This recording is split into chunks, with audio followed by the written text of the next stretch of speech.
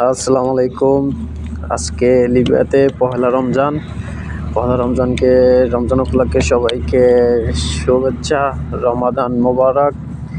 আজকে ওয়েদারটা খুব সুন্দর। এখনও সূর্যটা ক্লিয়ারভাবে উঠে নাই। ইনশাল্লাহ 2-4-5 মিনিটের ভিতরে উঠে যাবে। সকাল সকাল সেহরি খাওয়ার পরে একটু বিশ্রাম নিয়ে নামাজ পড়লাম। নামাজ পড়ার পরে একটু কোরআন তিলাওয়াত করলাম। তো এখন আসলাম আমাদের এখানে মাজরা ছিল, কিছু পুঁইশাক গাছ এবং কিছু সবজি গাছ ছিল, এগুলো একবারে দুর্বল হয়ে গেছে। তো এখানে হচ্ছে মরিচ গাছ। তো আজকে একটু মরিচ গাছে পানি দেব। তো এগুলো একবারে ড্যামেজ হয়ে গেছে, এগুলো চেঞ্জ করে আবার নতুন করে লাগাবো ইনশাল্লাহ।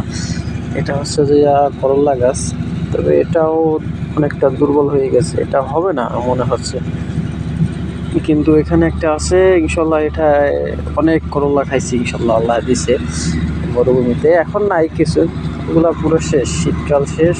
তো গরম পড়া অবধি আর কি সবগুলো নতুন করে আবার লাগানো হবে। আশা রাখি ইনশাল্লাহ এবছরও ভালো ফলন হবে। গতবার মোটামুটি ভালো ফলন হয়েছিল।